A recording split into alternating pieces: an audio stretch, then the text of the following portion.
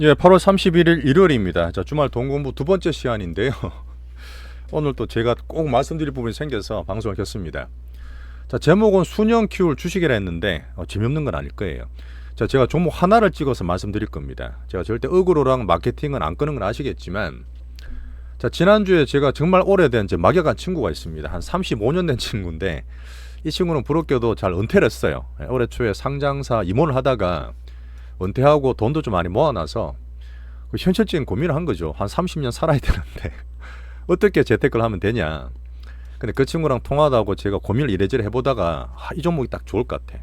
제가 어떤 사이클이나 성장 어닝 측면에서 한번 얘기를 드려보겠습니다. 상당히 괜찮아요. 근데 다 우리 채널에 계시는 분들이 20대 30대도 물론 소중하게 계시겠지만 40대 50대 60대 그다음 70대까지 형님들이 계시기 때문에 이 은퇴와 노후 준비 꾸준하게 수익을 낼 수 있는 그런 종목에 대한 투자에 대한 관심은 되게 많으실 거 아니에요. 자, 그리고 올해도 얘기 드렸던 5만 원대 중반에 삼성전자를 패시브로 깔고 키우고 제가 9만 원, 10만 원도 말씀드리고 있지만 못 산 분도 계실 거예요. 이런 분들한테 상당히 괜찮은 내용이 될 수 있을 겁니다. 이 방송은 제가 당장이 아니라 꾸준히 걸어놓고 뒤에만 보셔도 좋은 내용이 될 수 있을 것 같아요.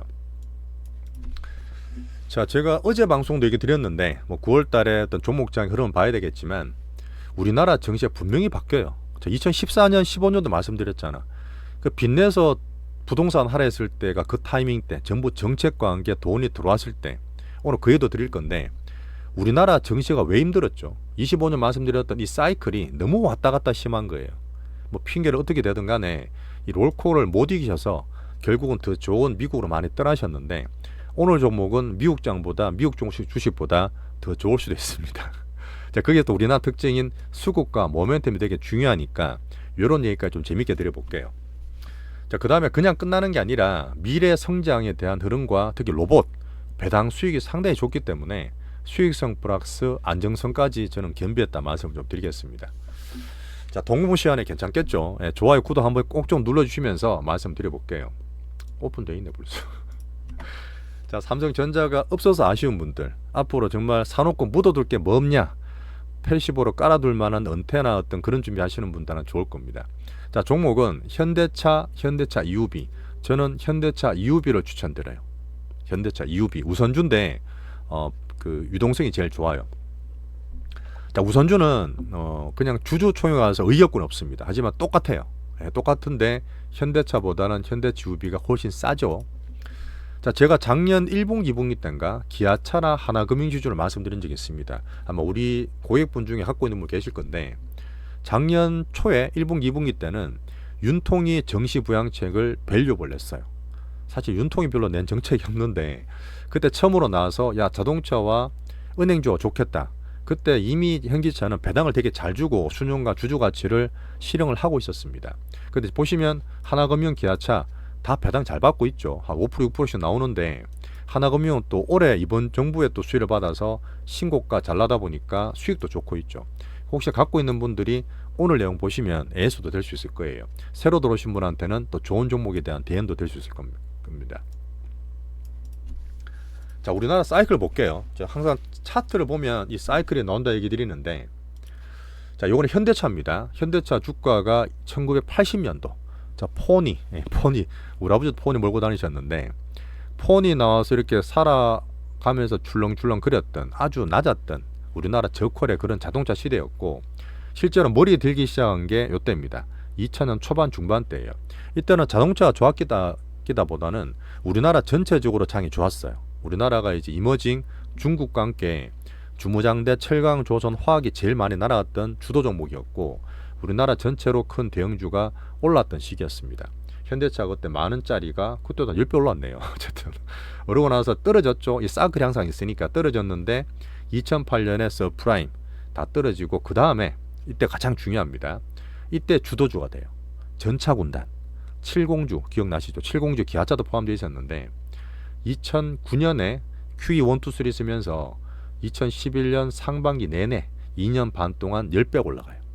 현대차가 10배 오르고 기아차는 15배, 20배 올라갔습니다. 이때 주도주였던 거예요. 이때는 물론 장도 이때 모멘텀이 뭐였을까요? 자, 다들 아시는 지금 들어보셨을 거예요. 우리나라 현대차, 기아차 가장 큰 글로벌 적수가 일본차입니다. 일본차의 가장 큰 차가 토요타겠죠. 여전히 지금 전 세계에서는 폭스바겐, 토요타가 싸우고 있는데 뭐 중국이 막 따라오고 있지만 지금도 그렇잖아요. 서로 적수인데 이때 토요타에 그때 아마 캠리인가 그랬을 거예요. 자, 기억은 안 나는데 토요타에 미국 운행한 차에 911에 갑자기 비상전화가 접수가 됩니다. 지금 너무 급해요. 브레이크가 안 닿습니다. 진짜 급하잖아요. 그런 상태에서 운전자가 비상전화를 걸었는데 안타깝게도 이제 운전자는 사망하셨죠. 절벽으로 떨어졌어요. 그러고 나서 왜 알아보니까 이 토요타의 그 브레이크 페달을 납품하는 덴소라고 있었습니다. 덴소에서 부품 결함이 발견이 된 거죠. 그러다 보니까 대규모 리콜 들어가고 미국 전역 쪽에서 토요타 불매운동이 벌어지게 됩니다.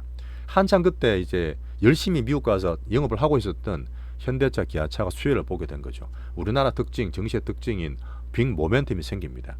자기가 잘했다기보다는 적수에 반대되는 수혜를, 반사익을 보게 된 겁니다. 그러다 보니까 특히 더 올라가서 이렇게 큰 주식이 10배나 가게 된 거예요. 이때는 우리나라 코스피가 1.3배가 갔었고 그 전에 2008년, 7년 때는 1.5배까지 갔을 때예요. 현재 우리나라 PBR이 1배잖아요. 이런 시기가 안 오리란 법도 없어요. 앞으로 우리나라 자동차 그런 시기에 주도 섹터가 될까요? 저는 사실 몇 년 봤을 때는 충분히 가능성이 있다 봅니다. 그런 내용 말씀드릴게요.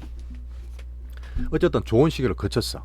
그리고 2011년 하반기에 장도 떨어졌지만 이 회사는 매출도 괜찮았기 때문에 잘 몇 년간 버팁니다. 그렇게 하다가 사이클이 떨어지겠죠. 안 좋은 흐름이 생겼겠죠. 이게 갑자기 확 떨어졌을 때가 2014년 9월입니다. 이때 무슨 일이 있을게요? 이게 모멘텀인 거죠.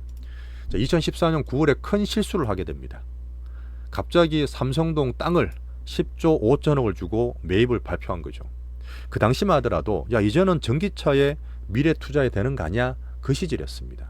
테슬라 막 한참 힘들고 길 텐데 야 지금 너네들 미래 투자할 때도 모지를 돈에 왜 삼성동 땅을 샀니 하면서 외국인 기관 개인들이 다 때려버려요. 자 그때 기억나시죠? 어제 얘기 드렸던 2014년 15년에 박근혜 정부에서 초이 놈이 있어요. 제발 빚내서 집을 사세요. 부동산 하세요 할 때가 이때 최고 바닥일 때입니다. 아무도 관심 없을 때 한다면 욕할 때죠. 지금 지나고 오면 현기차는 그때 참 땅을 잘 샀습니다. 물론 삼성동 부지가 지금 공장 안 들어가 있고 가끔 저도 보러 가는데 그때가 그때 시세에 2배를 줘서 산 거예요. 너무 비싸게 샀다는 거지. 그래서 뭐 한 1년에 몇 조 못 볼 때인데 10조나 주고 땅을 사니까 주가가 후두둑 떨어지기 시작합니다. 근데 지나고 보니까 어떻죠? 지금 몇 배나 올랐어요. 몇 배나 올랐어요. 근데 그때 하여튼 올랐던 모멘텀과 빠졌던 모멘텀 말씀을 드리는 겁니다. 우리나라 특징이고 2015년도는 오히려 이제 고급 프리미엄을 위해서 2015년에 제네시스를 론칭을 하면서 뭐 지금도 물론 현대차에 대한 브랜드 이미지는 그렇게 고퀄은 사실 아니에요. 알고 있는데 퀄업을 위해서 많이 노력하고 있고 품질은 분명히 많이 좋아졌습니다. 자 그런 이유 주가 한번 보세요.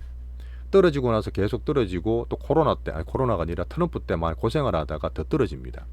20한 7만원 가던 게 거의 8만원, 9만원까지 빠지게 되죠. 반의 반타작 납니다. 이 사이클이 항상 있어요. 자, 그리고 나서 2020년도는 얘가 잘했다기보다는 코로나 버블 때 같이 올라가는 거죠. 대형주니까. 같이 올라갔어요. 이제 10만원짜리가 20몇만원 다시 가고 항상 제가 중요하게 말하는 신고가 돌파를 하실 때가 2021년 1월입니다. 이거 자주 말씀드렸는데 애플과 전기차를 만든다. 현대차 UB가 상한가 들어왔어요. 10수년 만에 처음 봤다. 우리 그때 매매했을 텐데 기억나실 건데 그때 신고가에 대해서 우리 그때 팔았죠. 하고 나서 꼭지를 쳤지만 다시 떨어져요. 왜? 그때 전기차가 바로 오진 않았거든.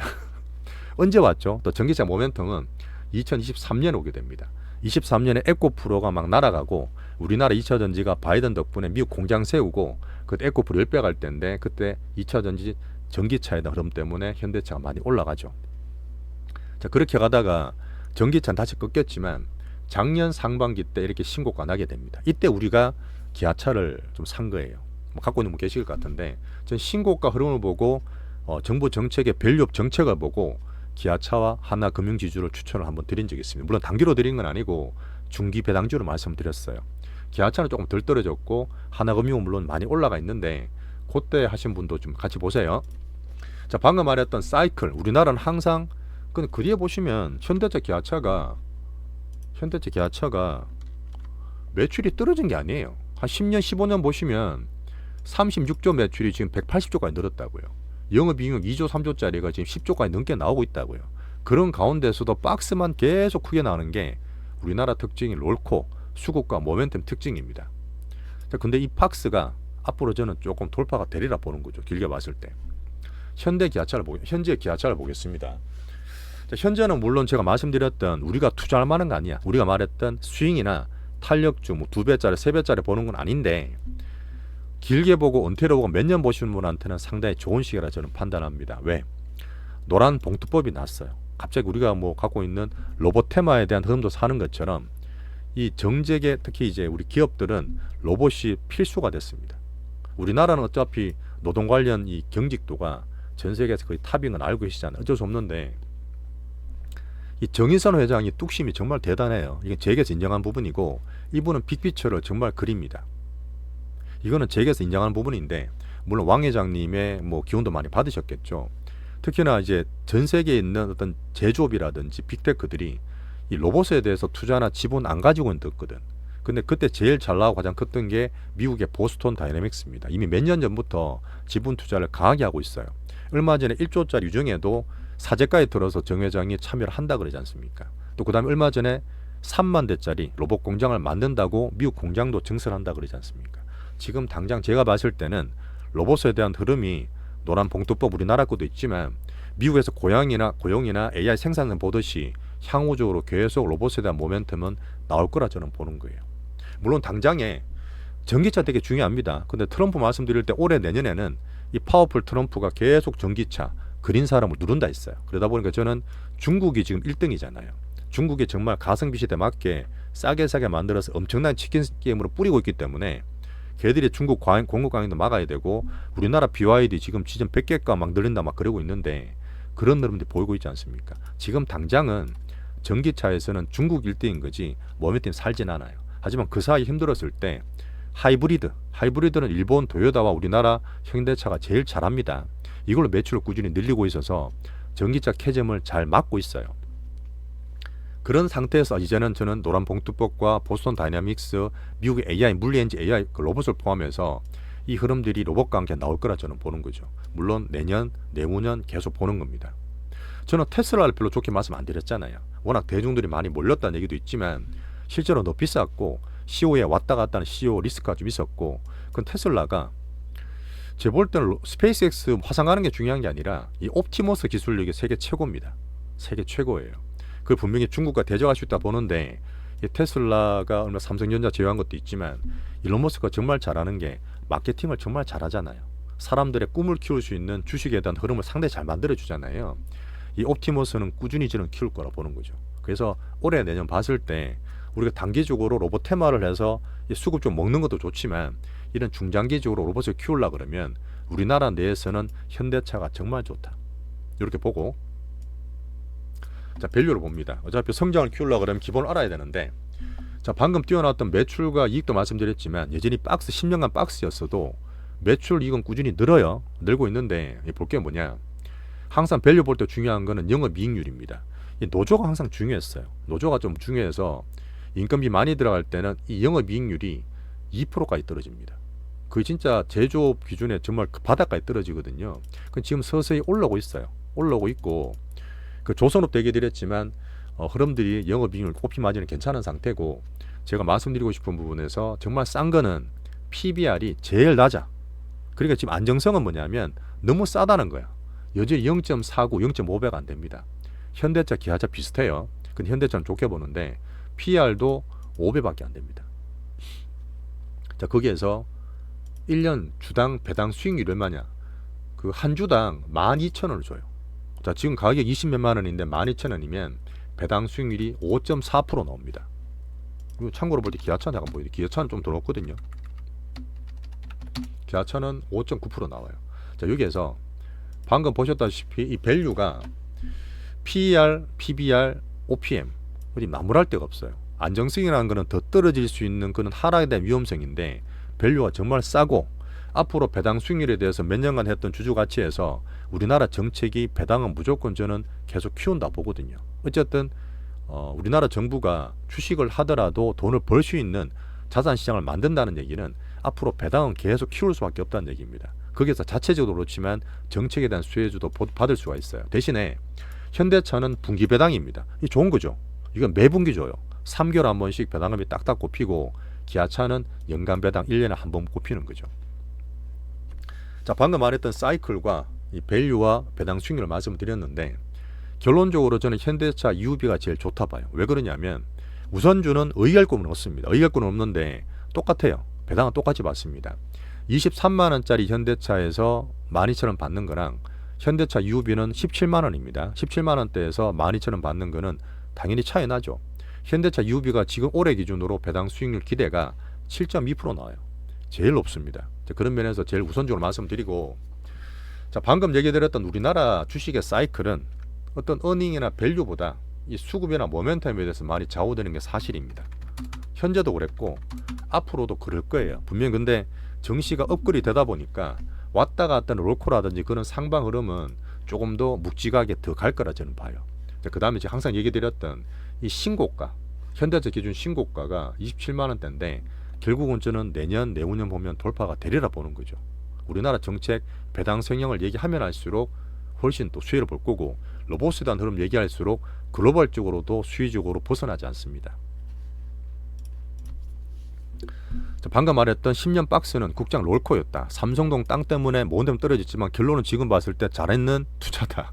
노조는 꾸준하게 했지만 노란 봉투법 플러스 로봇으로 상세를 하는 분위기다. 전기차 캐즘은 지금 휴머로 그 하이브리드 잘 넘어가고 있고 내년까지는 트럼프에 눌려있는 그린 산업이지만 결국 모멘텀으로 살리다가 전기차가 안 올까요? 전기차 온다니까요. 그런 흐름 봤을 때 몇 년을 보더라도 괜찮은 거죠. 또 당장 순환 출자 때문에 현대모비스를 보는 분도 계세요. 저도 알고 있는데 이거 말씀드리면 복잡하기 때문에 현대모비스 얼마 전에 로봇에 대한 액추에이터 직접 뛰어든다는 얘기 드렸잖아요. 하여튼 이 로봇에 대해서 현대차 그룹은 진심입니다. 그런 면에서 현대모비스도 있긴 한데 큰 흐름상 현대차 UB가 배당으로 하기에는 제일 좋다. 자, 그런 또 반론이 있을 수도 있습니다. 야, 뭐냐, 배당은 미국이지. 미국 투자가 배당주로 최고지. 맞아요. 예, 당연히 맞는데 미국은 뭐 좋겠지만, 물론 장기로 보면 좋겠지만 이 환율 변동이 되게 심해요. 그죠? 지금 미국 정책 따라서 제가 환율 맨날 봐드리는데 환율은 아무도 모릅니다. 뭐 비근한 예로 약간 극단적이긴 하지만 2008년, 9년, 10년에 10% 확정짜리 비과세 브라질 채권을 들어간 분이 계셨어요. 근데 10% 매년 꼽히는데 마이너스 났어요. 10년 만기됐을 때. 왜 그랬을까요? 이 헤아라가 박살이 난 거야. 환율은 아무도 몰라요. 환율은 양쪽을 다 봐야 된다 했잖아요. 그러다 보니까 기본적으로 투자엔 리스크인 환율 변동성이 있고, 미국은 당연히 수익도 많이 날 수 있지만 세금을 많이 냅니다. 기본적으로 배당세를 15% 떼고 우리나라 신고하면 양도소득세를 25% 또 떼게 돼 있잖아요. 그런 세금에 대한 부담. 물론 우리나라도 배당세는 15% 냅니다. 이자소득세, 배당소득세 15% 내지만 세금이 낮고, 앞으로 여러분이 더 관심 가지고 우리나라 키우기 위해서 함께 액션 플랜 해야 되는 게 뭐라 했죠? 배당소득 분리과세. 이게 되면 우리나라 정말 좋아지고 이 대기업들이 막 그 상속 안 내려고 편법이 없어져요. 배당을 하게 되면 기업도 장투를 할 수 있고 배당을 할 수 있고 우리나라 장투를 할 수 있기 때문에, 물론 이제 금융소득 종합과세가 2천만 원대 걸린 분도 계시겠지만 훨씬 많으시겠죠. 이 배당 수요일에 대한 분리과세라든지 이 배당세에 대한 관심을 계속 가지시면서 액션 해주셔야 됩니다. 어쨌든 현기차가 이 우리나라 내에서 미국보다 좋은 면도 있다. 자, 제가 올해 그다음 내년까지도, 뭐 사실 내년까지가 짧게 보는 분들 계시겠죠. 오늘 드리는 말씀은 제가 5년, 10년까지도 볼 수 있는 트렌드인데 우리나라 PBR 1배에서 분명히 이제 업글되리라 봐요. 이 상법 개정이란 그런 마인드가 한 번도 없었던 일이고 투자의 시대라 했잖아요. 우리나라 롤코하는 그런 단타 흐름만 좀 정부에 잡아주면 중장투하는 흐름들에서 배당이라든지 성장은 충분히 더 나올 수 있다 봅니다. 우리나라 자본시장 효율화, 부동산 다 넘어오는 거 아니에요. 조금만 빼서 5%밖에 는 주식을 넘어도 우리나라한테는 큰 수입이 됩니다. 빅수급. 자, 수급과 사이클에 대한 얘기를 한번 드렸습니다. 앞으로 2년, 3년 보는 분들 계시겠지만 은퇴까지 난 노후 자금을 준비하고 싶다. 5년, 10년 이상 보시는 분한테도 저는 현대차 UB가 상당히 좋은 대안이 될 거라 봐요. 안정성과 수익성까지 볼 수 있는 로봇, 저밸류까지 말씀을 드렸습니다. 그 다음 기아차까지, 그 전기차까지. 이렇게 한번 정리를 해서 오늘 상당히 저는 괜찮은 내용이라 보는데, 진짜 패시브처럼 깔아두기에는 정말 좋아요. 정말 좋은 어떤 수년간 키울 수 있는 주식으로 현대차 UB를 소개시켜 드렸습니다. 이렇게 마치고 어제 저 말씀드릴 때 2개 정도 빠뜨린 게 있던데, 자, 트럼프가 사후 관세에 대해서 이제 법적 공방이 있다 그랬잖아요. 자기 나라 주지사들하고 기업들이 그 법원에다가 소송 걸었단 말이야. 1심 패소했잖아요. 2심도 어제 패소했어요. 오늘 아침인가 나왔던데, 이 패소에서 당연히 트럼프가 또 반발했겠죠. 야, 너네들 뭔 소리냐, 편파적인 판결이야. 관세가 철폐되면 돈이 이렇게 많이 들어오고 있는데 다시 줘야 되면 국가적 대재앙에 재정 악화될 거야. 당연히 맞는 말인데, 지금은 법원도 앞으로 나올 대법원 넘어가게 되면 트럼프의 되게 우호적인 흐름이다 보니까 당장 시장 큰 영향이 없다 보세요.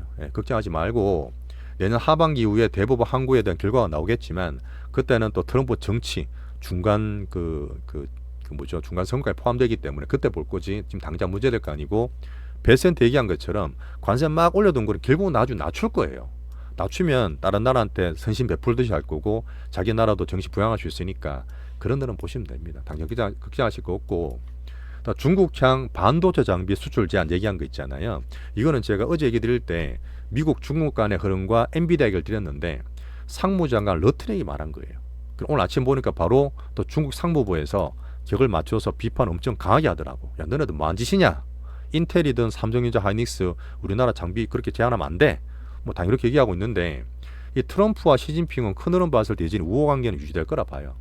중국 규제를 막 강하게 하는 것보다는 자기 나라 AI 키우는 게 성장의 우선책으로 나와 있기 때문에, 뭐 삼전 하이닉스가 단기 변동이 있더라도 큰 흐름상 너무 걱정하지 마시자. 요거 잠깐 말씀드리면서 오늘 현대차 UB에 대한 우리 중기 배당, 중장기 배당주에 대한 얘기를 좀 드렸습니다. 진짜 이거는 앞으로 진짜 우리가 꾸준히 재테크할 때 되게 중요한 종목이 될 수 있습니다. 오늘 마치시고 또 내일 9월달 뵙겠습니다. 감사합니다.